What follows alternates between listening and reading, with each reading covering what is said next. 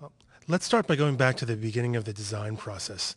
Tell me about how you decided how you were going to update or reimagine StarCraft. Well, our real goal with StarCraft 2 was sort of recapture the magic of the original StarCraft and update this game into the 21st century and really work on a lot of the core design philosophies that made the original StarCraft really great and sort of keep working on them as though the process had kind of continued. So while the three races in the original StarCraft were very different from one another, we wondered if we could make them even more different from one another and make it feel like these are just radically different approaches to fighting it out in a real-time strategy battle.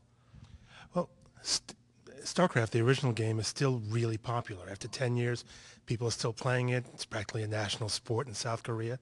So why now? Why was it suddenly right now to revisit the game? There's a couple answers to that. One of them was, of course, that the Warcraft 3 team was finally done with all of their expansions and done with helping out on World of Warcraft. But I think the really important answer, the one that really sort of pushed Blizzard into wanting to make this game now, is the technology has finally caught up to a point where we can actually display and show a really cool game with as many units as you'll see in a battle in StarCraft. StarCraft is a game about large armies, battling large armies, about battle cruiser squadrons, right, versus legions of Marines. I mean, this is what StarCraft is about.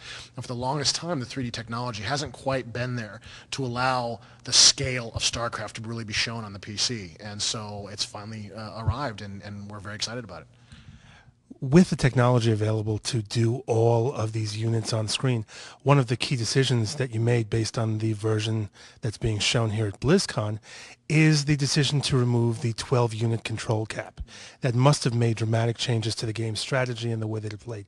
Could you discuss that for a minute, why you made that decision and how it affects StarCraft 2? Absolutely. So we definitely removed the control limit on how many units you could control in StarCraft 2, and our thinking on that was we wanted the game to be as easy to play as we could possibly make it. Now, of course, we still want players to be able to show off their skill level, and we still want the game to be a very challenging game that you can continue to get better at year after year after year, which is what made the original StarCraft, one of the things that made the original StarCraft so great.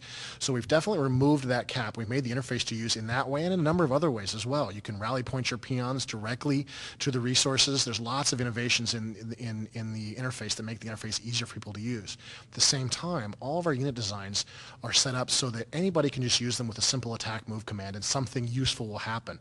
But skilled players can absolutely micro these units in just horrifically interesting ways to really tear up the enemy. I mean, if you see a very skilled player using stalkers in a rolling retreat, blinking away from focused enemy fire, it is amazing to watch the skill this requires, the clicks this requires to take, and the thinking that you have to do to sort of stay ahead of the game. So for us, the goal was make the interface simple, easy to use. That should be the goal of almost every game, right? And at the same time, provide enough opportunity for skilled players to really show what they can do. At BlizzCon, obviously, this is kind of the first time people have actually been able to get hands-on.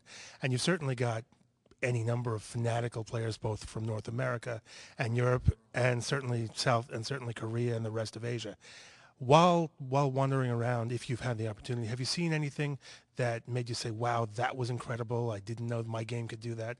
And has anything you've seen here made you want to go back to the drawing board and say, okay, here's some changes we need to make? Well, one of the things being here really makes me want to do is get the Zerg into the game very, very badly. Because while the game is really fun with two races, it's even more fun with three. I haven't had a ton of time to walk around the floor. I've been doing a lot of interviews, obviously, to sort of tell people about the game. But it's really exciting to see. I got a chance to see some pro gamers play on Thursday, and it was really exciting to see how quickly they took to the game, how quickly they were sort of moving through the tech tree, and how quickly they were able to sort of understand what was going on and try some of the more crazy strategies. I definitely saw a large-scale Reaper attack in one game that was really exciting to see, that was one of our new units that we really were hoping would be a unit that players would sort of key in on and be able to find ways to use it. And these guys just understood what it was for almost right away, and were just charging into battle with 15 or 20 of these and dancing out of enemy attacks and throwing their bombs all over the place. It was really exciting to see them do it. You had mentioned that you started StarCraft 2 right after Warcraft 3 was finished.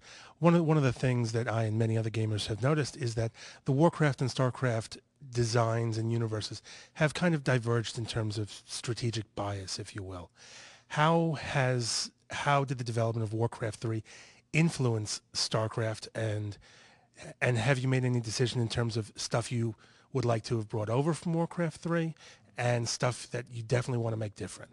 One of our goals, obviously, is to make these two games play as differently as we possibly can. We want to make sure that Warcraft 3 remains true to the core design choices that were made for that game. The focus on heroes, the focus on small-scale skirmishes where it's your hero and his group of warriors against the enemy hero and their group of warriors. And for Starcraft, it's obviously about these large armies battling it out. So they're very different games. And so, one of the goals that we said earlier, we're not going to use heroes in this game. We're not going to have, a unit that's leveling up throughout the game. This is not a game about finding and destroying enemy creeps.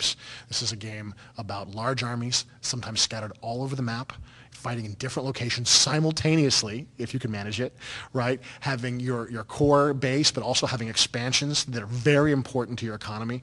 We're definitely trying to create a game where the strategic elements are extremely important. You can absolutely win a game of StarCraft simply by building the best economy, by building the best base, and by expanding successfully. But you can also win games of StarCraft by micromanaging your units, putting exactly the right unit in exactly the right location. And it's the tension between these two, between the strategic and the tactical, that made the original StarCraft so exciting to watch and so exciting to play. And it's that same kind of gameplay we're trying to recreate here for StarCraft 2.